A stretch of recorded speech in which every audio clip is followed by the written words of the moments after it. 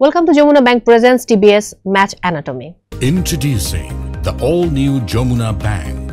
Welcome to a new era of banking. Jamuna Bank. Banking reimagined. দর্শক আজ বাংলাদেশ মুখোমুখি হচ্ছে শ্রীলঙ্কার সঙ্গে এবং টি20 ওয়ার্ল্ড কাপ 2024 এ আজকে বাংলাদেশের প্রথম ম্যাচ যে ম্যাচটা দেখার জন্য আমরা পুরো বাংলাদেশিরা ওয়েট করে আছি।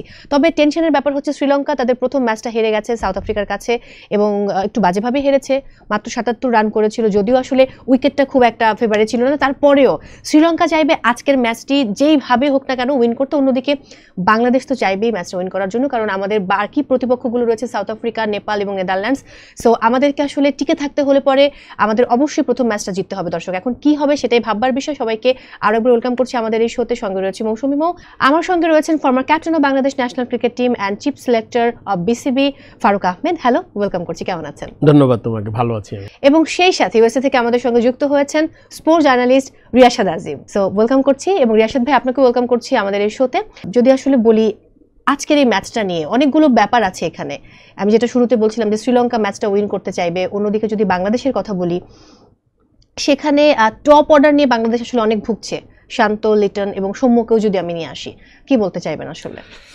প্রথম কথা হলো গিয়ে গ্রুপ অফ ডেথ আমরা একটা শব্দ শুনি স্পেশালি ফুটবলে, মানে এই গ্রুপটা কিন্তু ওইরকম 3টা টেস্ট প্লেইং নেশন অ্যান্ড সেটাতে অন্য ম্যাক্সিমাম টিমই কিন্তু সব 2টা টেস্ট প্লেইং নেশন খেলে plus associate members. And associate মেম্বার্সটা কিন্তু খারাপ না, আমরা দেখেছি ইউএসএ হারিয়ে দিয়েছে পাকিস্তানকে। সেই দিকে বিবেচনা করলে আমাদের গ্রুপটা একটু টাফ। তুমি প্রথমে উল্লেখ করেছো একটা ম্যাচ হেরেছে, ওরা চেষ্টা করবে ব্যাক করার জন্য শ্রীলঙ্কা। আর বাংলাদেশ রিসেন্ট পাস্টে যেই ফর্ম, এটা একটা বেশ ওয়ারি, অ্যাজ ইউ মেনশন দ্যাট আমাদের top order batsman is not clicking. So সব মিলিয়ে কিন্তু এটা মানে I am just looking forward, definitely I want Bangladesh to play well and win, so that একদম ব্যাকফুটে যাবে। কেন অন্য 2টা ম্যাচ শ্রীলঙ্কা যদি অন্য 2টা ম্যাচ জিতো, আমরা যদি জিতো তাহলে ইকুয়েশন আমাদের পরেই যাবে। সো এই ম্যাচটা প্রবাবলি নেক্সট রাউন্ডে যাওয়ার জন্য খুব গুরুত্বপূর্ণ। শ্রীলঙ্কা একটু ব্যাকফুটে আসে, খুব বাজে খেলেছে লাস্ট ম্যাচ, সো এটা কিন্তু অনেক ওরা হোমওয়ার্ক করে আসবে। আর বাংলাদেশ কিন্তু নিজেদের ফর্ম নিয়ে মানে স্ট্রাগল করছে, সো এটা একটা ইন্টারেস্টিং ম্যাচ হবে আমার মনে হয়। বাট আমার মনে হয় আরেকটা ব্যাপার না বললেই নয়, আমাদের এই উইকেটগুলো আমি যা দেখেছি সোফার, আমার কাছে মনে হচ্ছে এই উইকেটগুলো বাংলাদেশের জন্য একটু বেটার হবে, হয়তো হবে, কারণ আমরা আমাদের দেখো ভালো উইকেটে কিন্তু যে আমরা অনেক রান করি তা না। সো এসব উইকেটে একটু ডিফিকাল্ট উইকেট আমার মনে হয় যে সামহাও আমরা একটা স্কোর দাঁড়া করাতে পারি, which is let's say 140 to 160। So সেটা করলে কিন্তু সব উইকেট খুব মানে আমাদের ম্যাচার খুব ভালো সম্ভাবনা হয়ে যাবে। তো সেই দিকে বিবেচনা করলে আমি মনে করি বাংলাদেশ একটা ভালো সম্ভাবনা আছে কালকে আজকে ম্যাচটায়। আমি যদি একটু রিয়াশাদ আজিমের কাছে চলে যাই, আপনার কি মনে হচ্ছে, আমি যতটুকু জানি যে শরীফুল ইনজুরিতে রয়েছেন, তিনি খেলতে পারবেন না, তাসকিনের সম্ভবত ইনজুরি রয়েছে, সেক্ষেত্রে কজন পেসার নিয়ে আসলে বাংলাদেশ খেলতে পারে বা এটা কতটা ক্ষতির কারণ হতে পারে বাংলাদেশের জন্য? আমার কাছে মনে হয় যে সবচেয়ে বড় ক্ষতির কারণ বাংলাদেশের পরিকল্পনা। মানে আমাদের কে খেললো না, এই ক্রিকেটাররাই কিন্তু হচ্ছে বিভিন্ন সময় খেলেছে, বাংলাদেশ ভালো করেছে। বছর দেড়েক আগে, 1 বছর আগে ইংল্যান্ডের বিপক্ষে আমরা হোমে টি20 সিরিজ জিতেছি, ফারুক ভাই আমার সাথে একমত হবেন। সবচেয়ে বড় ভাবনার জায়গা, মানে সবচেয়ে বড় ক্ষতির কারণ আমার কাছে মনে হয় প্ল্যানিং এর জায়গাটা। আপনি দেখেন যে এই যে একটা শো হচ্ছে এখানটা এই মুহূর্তে কিন্তু আমাদের খুবই শ্রদ্ধেয় বাংলাদেশের ex captain and former selector Faruk Ahmed উপস্থিত রয়েছেন। কারণ ফারুক ভাইয়ের ছোট ছেলে আদিয়ান, সে আমার খুব প্রিয় এবং অসাধারণ একটা ছেলে। তাকে যদি এখানটায় পাঠিয়ে দেওয়া হয়, নিশ্চয়ই এই পার্টিকুলার শোর জন্য তিনি পারফর্ম করতে পারবেন না। সে হয়তো ফুটবল ভালো খেলবে, তার স্কুলের যে কম্পিটিশন গুলো হয় কিংবা ও লেভেল এ লেভেলের যে এক্সামস গুলো সামনে আসবে সেগুলোতে সে হয়তো ভালো করবে, কিন্তু ফারুক ভাইয়ের কাছটা কিন্তু ফারুক ভাইকেই করতে হবে। বাংলাদেশে হেড কোচ রয়েছেন একজন চান্ডিকা হাতুরু সিং এ, এবং এই হেড কোচকে প্রতি বছর মানে প্রতি মাসে আসবে, বছরের হিসাবটা করলে অনেক বড় হয়ে যায় অঙ্কটা, প্রায় 40 লাখ টাকা হচ্ছে আমরা পে করি, কারণ ইউএস ডলারের দাম 7 টাকা ওই কলিং প্যাক করে বাড়িয়ে দেওয়া হয়েছে, তাই না? তো হাতুরুর বেতনটা বেড়ে গেছে। ম্যাচের আগের দিন যে প্র্যাকটিস সেশনটা, এটা মহা গুরুত্বপূর্ণ। যেই জায়গাটা হচ্ছে আমার মেইন এক্সামের আগে টেস্ট, সেখানটায় বাংলাদেশের 10 জন ক্রিকেটার, স্কোয়াডের 15 জনের মধ্যে 10 জন অনুপস্থিত। সবচেয়ে দুঃখজনক হলো সত্য যে এই যে 10 জন ক্রিকেটার অনুপস্থিত, আপনি একবার ভেবে দেখেন যে এই 10 জনের 9 জনই হয়তো এই ম্যাচটা, যে ম্যাচটা এখানকার সময় একটু পরে হবে মানে সন্ধ্যার দিকে এবং বাংলাদেশ সময় আগামীকাল ভোরে হবে, সেখানটায় খেলবেন। আপনি যদি ভালো ফর্মে থাকেন, আপনার যদি কোনো স্কিল ওয়াইজ প্রবলেমস না থাকে, দেন ডেফিনেটলি আপনি রিল্যাক্স করতে পারেন, আপনি টাইম নিতে পারেন। whenever you are failing some problems, আপনি প্র্যাকটিসে আসছেন না।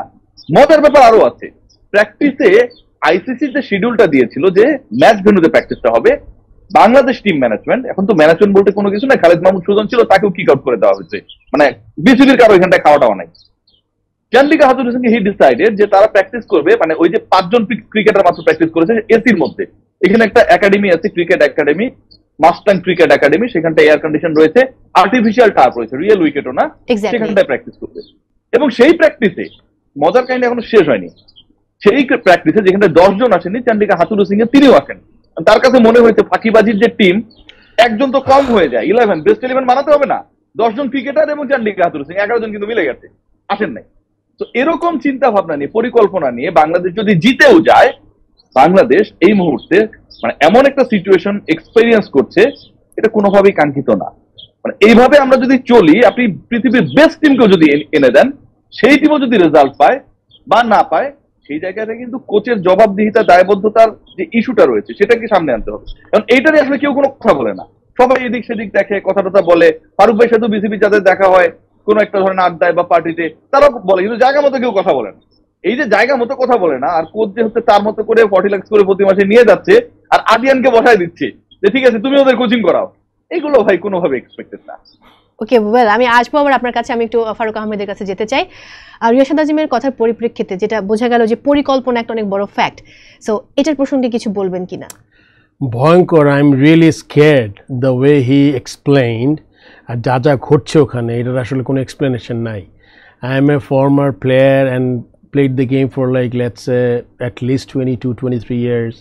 তারপরে I was chief selector for 2 tenure মিলে প্রায় 4-7-8 বছর। সো আমি তো মানে আমি অবশ্য এই কথাগুলো উল্লেখ করেছি। রিয়াসাদ তো he so good, he analyses things so well, and ওর কথা শুনতে ভালো লাগবে না, but he so to the point. And you know, এটা আসলে এটা আই এম শিওর যদি ক্রিকেট বোর্ডের কর্তারা শুনে এই কথাগুলো, আমার মনে হয় is the high time, because দেশ কিন্তু আমাদের কারো একার না। এটা কিন্তু বুঝতে হবে আমাদের যে আমরা what are we fooling around with our country, it's like so bad, and এইটার একটা জবাবদিহি করতেই হবে। অ্যান্ড সবচেয়ে বড় কথা যে আমাদের প্রিপারেশন আমরা ভালো করি না। ইউএস এর মতো 2টা ম্যাচ হেরেছি আমরা, অ্যান্ড ওখানে শুনেছি প্র্যাকটিসে খুব অনীহা ছিল।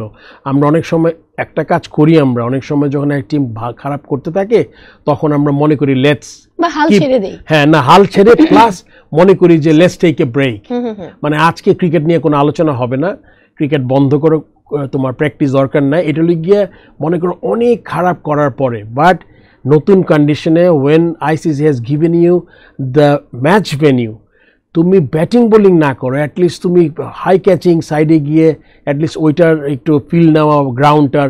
কেন নতুন গ্রাউন্ডে আমরা জানি মিরপুরের কোন কোনাটা কীরকম, বা আমরা চিটং সাগরিকাতে কোন উইকেটে কীরকম, বা কোন গ্রাউন্ডে কীভাবে হবে, কিন্তু এসব অনেক সময় এসব মাঠের তোমার অ্যাঙ্গেলগুলো ঠিক থাকে না। সেক্ষেত্রে তোমার at least to go there and get the feeling of the মানে মাঠ, এটা যে কত ইম্পর্টেন্ট এটা কিন্তু আমরা সবাই জানি। ফর্মার প্লেয়ার চিফ সিলেক্টর ছিলাম জানি, এবং যারা ম্যানেজমেন্ট এখন ওইখানে যারাই আছে হয়তো কোনো কথা বলে না হাতুড়ার এগেনস্টে, মানে হাতুড়া যা বলে তাই, বাট এইটার কতদিন? And when we are not performing, সবচেয়ে বড় কথা bottom line, if you are a businessman, businesswoman, you will see whether the bottom is red or green. If the bottom is red, then something is wrong, then you have to ওটাকে তোমার address করতে হবে। যেটা আমরা আমি যদি আরেকটু করে বলি যে প্রতিপক্ষ শ্রীলঙ্কা হারলেও সেটা কোনো বিষয় না। আমরা টি-20 ওয়ার্ল্ড কাপের হিসাবে যদি দেখি যে টি-20 ওয়ার্ল্ড কাপে দুবার মুখোমুখি হয়েছে, দুবারই কিন্তু আসলে শ্রীলঙ্কা জয়লাভ করেছে, এবং টোটাল 18 বারের মুখোমুখিতে কিন্তু 11 বার শ্রীলঙ্কা, 5 বার বাংলাদেশ, এবং 2 বার হচ্ছে খেলাটা হয়নি। তো সেই জায়গা থেকেও কিন্তু যদি রেকর্ড আমরা ঘাটি, রেকর্ডে শ্রীলঙ্কা এগিয়ে রয়েছে বাংলাদেশের চাইতে, বাট বাংলাদেশকে এনিহাউ এই ম্যাচটা কিন্তু ভালো করতেই হবে, যেহেতু এত রকম।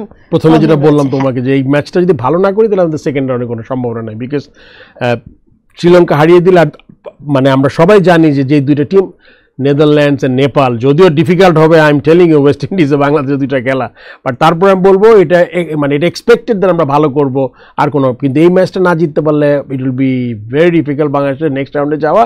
আর যেই জিনিসগুলো ঘটছে, রিয়াসাদ খুব ভালো ইম্পর্টেন্ট পয়েন্ট লাস্টে বলেছে, সেটা হচ্ছে গিয়ে এই ম্যাচটা যদি আমরা জিতেও যাই, এটা কিন্তু তোমার নর্মাল তোমার টিম যেভাবে চলছে এটার কিন্তু রিয়েল পিকচার না, রাইট, কিন্তু এটা কিন্তু আমাদের আগামীতে আরও প্রবলেম হবে। So it's better that we fix our problems এখনই, একটা বিচ্ছিন্ন একটা জয়, ওকে আমরা একটা ম্যাচ জিতেছি সবাই ভুলে গেলাম কি হচ্ছে টিমের মধ্যে। নো, এটা সিরিয়াসলি অ্যাড্রেস করা উচিত, right from the board president two board members, সবার কিন্তু ব্যাপারগুলো দেখা যেত।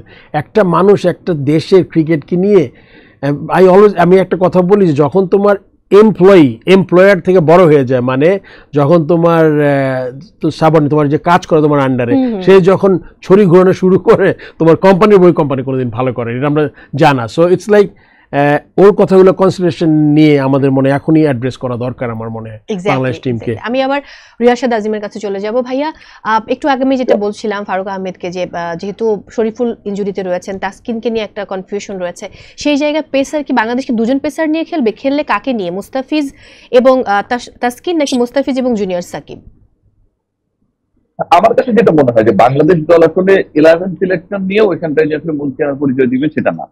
ধরেন আপনি এখানে প্রেজেন্টেশন করছেন, তাই না, বা ফারুক ভাই এখানে কথা বলছে, ডেফিনেটলি আপনার একটা হোমওয়ার্ক থাকতে হবে, আপনার এই জায়গাটার জন্য স্কিল হতে হবে। যাকে তাকে তো এই যে দুটো হট সিট সেখানটায় বসাই দিলে হবে না, মানে সবাই এটা যোগ্য না, হিসাবটা এরকম। যখন কেউ প্রেজেন্টেশন করে তার আগে এটাকে ড্রাই রান করে আসতে হয়, তারপরে ওই লেভেলটাতে যায়, এটা নেক্সট লেভেলের ব্যাপার থাকে। বাংলাদেশের ক্রিকেটাররা ন্যাশনাল টিমে যারা খেলছে, বিশ্বকাপে এসে এদেরকে ড্রাই রান করানো হচ্ছে ফর্মে ফেরানোর জন্য। এটাও কিন্তু একটা খুব দুঃখজনক ব্যাপার। আপনি স্কোয়াডে অন্তত 3-4 জন ক্রিকেটার পাবেন যারা প্রপারলি ফর্মে নেই, এবং তারপরেও তাদের ক্যারি শুধু 15 মেম্বার স্কোয়াডে করা হচ্ছে না, 11তম যে সদস্য হবে মানে জাতীয় দলের হচ্ছে কোন একটা ম্যাচে, সেখানটাও আউট অফ ফর্ম ক্রিকেটারদেরকে ক্যারি করা হচ্ছে, কারণ তারা যদি ফর্মে ফিরে তাহলে বাংলাদেশ দল হয়ে যাবে। তো এই যে ইস্যুটা বা এই যে টেন্ডেন্সি, এটা কিন্তু বাংলাদেশকে অনেকখানি পিছিয়ে দিচ্ছে, এবং ম্যাচের পর ম্যাচ তারা কিন্তু আন্ডার পারফর্মিং। এটা গেল একটা পয়েন্ট। দ্বিতীয় পয়েন্ট, আপনি যেটা বললেন যে পেস ডিপার্টমেন্টে কি হবে, দুজন পেসার খেলবে কি খেলবে না, আমার কাছে মনে হয় যে বাংলাদেশ 6 জন ব্যাটসম্যান 6 জন বোলার নিয়ে খেলবে, যেহেতু সাকিব আল হাসান ব্যাটিং বোলিং দুটোই পারেন, নাকি আলটিমেটলি বাংলাদেশ 5 জন ব্যাটসম্যান 7 জন ব্যাটসম্যান 5 জন বোলার নিয়ে খেলবে। আমার কাছে মনে হয় যে অপশনটা বাংলাদেশ ব্যাটিং ডিপার্টমেন্টেই বেশি কনসেন্ট্রেট করবে, 7 ব্যাটসম্যান এবং 5 বোলার, এবং সাকিব যেহেতু ওখানটায় রয়েছে, রিশাদ এবং শেখ মাহাদি তারা দুজন ইনক্লুডেড হবেন, 3 জন স্পিনার, এবং বোলিং ডিপার্টমেন্টের আসলে অপশনই আমার কাছে 3টা রয়েছে, সেটাই হচ্ছে তানজিম সাকিব, তাসকিন আহমেদ এবং মুস্তাফিজ। শরীফুলের হিসাব বাদ, তো তানজিম সাকিবকে ড্রপ করে তাসকিন এন্ড মুস্তাফিজ আমার কাছে যেটা মনে হয়, এবং এখানটাও একটু ভ্যারিয়েশন আনার সুযোগ রয়েছে, যেহেতু ডানহাতি ফাস্ট বোলার তাসকিন আহমেদ এবং মুস্তাফিজ বাঁ হাতে বল করেন। তো it will be a decision, আমার কাছে মনে হয় প্রপারলি যেটা করতে পারে বাংলাদেশ দল। বাট ফাইনালি চান্ডিকা হাতুরু সিং বা তারা আসলে কি চান, এটা ভাই অনেক ক্ষেত্রে আমার কাছে মনে হয় যে যারা আসলে আমরা থাকে না যে সবকিছুই আসলে পূর্ব নির্ধারিত, আজকে মৌসুমী ফারুক ভাইয়ের সাথে আমি শো করবো, এটাও পূর্ব নির্ধারিত। পৃথিবী যেদিন তৈরি হয়েছে সেদিনই নাকি এটা ঠিকঠাক করা, বাট পৃথিবী যেদিন তৈরি হয়েছে আমার কাছে মনে হয় চান্ডিকা হাতুরু সিং কি করবে সেটা ঠিকঠাক করা আসলে কতটুকু বা ছিল, বা সেই জিনিসটা আসলে কতটুকু অ্যাপ্লিকেবল হবে, আই হ্যাভ ডাউট। যেভাবে আমাদেরকে চমক দেওয়া হয় এবং যেভাবে আমাদেরকে বিতর্কিত করা হয়, বাংলাদেশের ক্রিকেট এখন আপনি ভাবতে পারেন নেদারল্যান্ডসের বিপক্ষে আমরা বাজেভাবে ওয়ানডে বিশ্বকাপে হেরে যাই, 50 ওভার খেলতে পারি না। আমরা ইউএস এর কাছে ইউএস এর বিপক্ষে হেরে যাই, টানা 2 ম্যাচ হারি, লাস্ট ম্যাচে ইউএসএ সেই কমফোর্ট জোন দেখাতে পারে যে বাংলাদেশের বিপক্ষে তাদের সি টিম নামাবে। এর থেকে লজ্জাকর বিব্রতকর অভিজ্ঞতা হতে পারে। True, thank you so much. Riyashad ভাইয়ের কাছে আসলে কথা বলতে গেলে অনেকগুলো টপিক চলে আসবে, তারপর আমি যদি একটু রিসেন্ট ফর্ম অফ T20 বাংলাদেশের এটা দেখে নেই। বাংলাদেশ আসলে ইন্ডিয়ার সঙ্গে হেরেছে 60 রানে, অন্যদিকে ইউএসএর সঙ্গে 10 উইকেট জয়লাভ করেছে, এবং অন্যদিকে ইউএসএর সাথে হেরেছে 6 রানে। আবার যদি আমি শ্রীলঙ্কার দিকে তাকাই, তারা কিন্তু সাউথ আফ্রিকার সাথে হারলো 6 উইকেট আমরা দেখেছি, এবং আয়ারল্যান্ডের সাথে জয়লাভ করেছিল 41 রানে, অন্যদিকে নেদারল্যান্ডসের সাথে হেরেছে 20 রানে। সো আজকের ম্যাচ আসলে কি হতে যাচ্ছে এখনো বলা যাচ্ছে না। আমরা দেখেছি কিভাবে ইউএসএ পাকিস্তানকে হারিয়ে একটা দুর্দান্ত ম্যাচ আমাদেরকে উপহার দিয়েছে। মো, তুমি একটা জিনিস যদি খেয়াল করো, আমি যেটা ইউএসএ কে দেখেছি, ওরা কিন্তু ওদের প্রিপারেশনটা বলে, ওদের প্রিপারেশনটা খুব ভালো ছিল। ওরা কিন্তু ওয়ার্ল্ড স্টেজে আমরা খুব কম দেখেছি। এখন দেখো এই টিমটা বাংলাদেশ খেলতে গেছে, আমরা আমাদের 2টা ম্যাচ আমাদের হারিয়েছে, একটা ম্যাচ হেরেছে, তারপরে কিন্তু ওরা ওদের মধ্যে কিন্তু বিশ্বাস আসছে যে দে ক্যান ডু ইট। এটা কিন্তু খুব একটা টিমের জন্য যে কত বড় একটা আত্মবিশ্বাসটা, যে না প্রথমে মনে হবে যে কী করবো আমরা ওয়ার্ল্ড কাপে, আমরা তো আসলে কোনো এক্সপোজার নাই, কখনো আইসিসি টুর্নামেন্ট খেলি না, এই লেভেলে খেলি নাই। বাট যখন দেখলেন বাংলাদেশকে হারাতে পারি, সবাই বাংলাদেশকে মোটামুটি রেট করে ইজ এ গুড টিম, তখন কিন্তু ওদের বিশ্বাসটা এসে গেছে। And the way they are playing, এখন তুমি দেখো যে পাকিস্তানের যে ম্যাচটা খেলেছে, কখনো ওদের হেড ডাউন হয় নাই, সব সময় দেখবার they were sensing a victory. ম্যাচের আগে ক্যাপ্টেন এত চমৎকার করে তিনি সে কথা বলে, এই জিনিসগুলো কিন্তু আমাদের খুবই ল্যাকিং, মানে আমরা একদম বটমে আছি। এন্ড যে প্রসঙ্গে তুমি বলছিলে এই ম্যাচটার কম্বিনেশন তো বলেছো, আমাদের বেশি সিমের কোনো তেমন কিছু নাই, 3টা নাইলে 2টা। যদি তাসকিন ফিট হয় it's obvious Taskin or Mustafiz and with 3 spinners Rishad, because Rishad ভালোই বল করছে এক জায়গায়, Sheikh Mahedi is a good bowler, যে উপরেও করতে সাকিব তো আছেই। তো সব মিলে আমার মনে হয় ব্যাটিংটা yes we are not performing as a good batting unit. ওই ব্যাটসম্যান বেশি একটা নেওয়া যৌক্তিক জিনিসটা, তার মধ্যে মাহমুদুল্লাহ খেললে তো মাহমুদুল্লাহ অপশন করতে পারে, হয়তো 1-2 ওভার বের করে দিবে।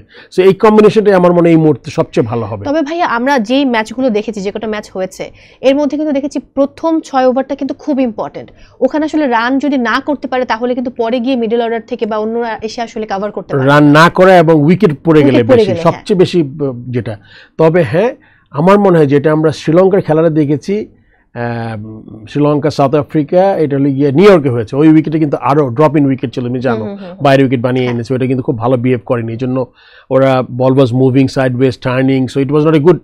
বাট এই উইকেটে কিন্তু ওই উইকেটের চেয়ে বেটার, যেটা আমরা টেক্সাস ডালাসে খেলা হবে সেটাতে আমার মনে হয় যে পাকিস্তানে 159 করে তারপরে হেরেছে, বাট এই উইকেটে কিন্তু অত আনপ্লেয়েবল মনে হয় নাই। সো এই উইকেটে আমার মনে যদি গেম প্ল্যানটা বাংলাদেশ, যেটা বারবার বলেছে রিয়াজ স্যার, যে গেম প্ল্যান যদি ভালো না হয়, আর মাঝে মাঝে আমরা তো জানি হাতুরা এমন কিছু অদ্ভুত কাণ্ড ঘটায় যেটা টিমের জন্য ভালোর চেয়ে খারাপ হয় বেশি, তো সেই কাজটা না করলে আমাদের মনে খুব ভালো সম্ভাবনা আছে।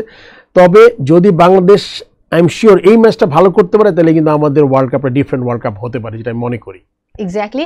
রিয়াশাদ ভাই কি মনে হয় আসলে কি ডিফারেন্ট ওয়ার্ল্ড কাপ হতে পারে বলে আমরা আত্মবিশ্বাস রাখতে পারি আমাদের টিমের উপরে? আবার একই সাথে কিন্তু আজকের ম্যাচটা আসলে উইন করাটা একটা অনেক ইম্পর্টেন্ট ফ্যাক্ট, তার উপর হচ্ছে যেহেতু খেলাটা আসলে এমন একটা সময়, তো সেই সময়টা কতটুকু ভ্যারি করবে?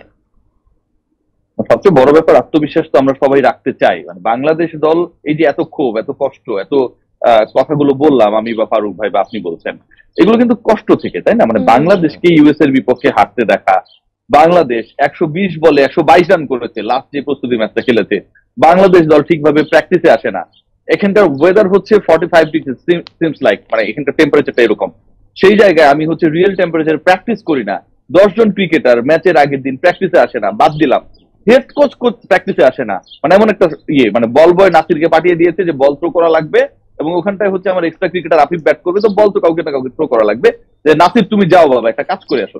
তো এই যে সিচুয়েশন গুলো আসলে আত্মবিশ্বাসী হওয়ার ক্ষেত্রে আমার কাছে মনে হয় অনেক বড় বাধা তৈরি করে। এই ম্যাচটা আসলে ডিসাইড করবে, ফারুক ভাই যেটা বলছিলেন যে বাংলাদেশের বিশ্বকাপের গতিপথ কোন দিকে যাবে।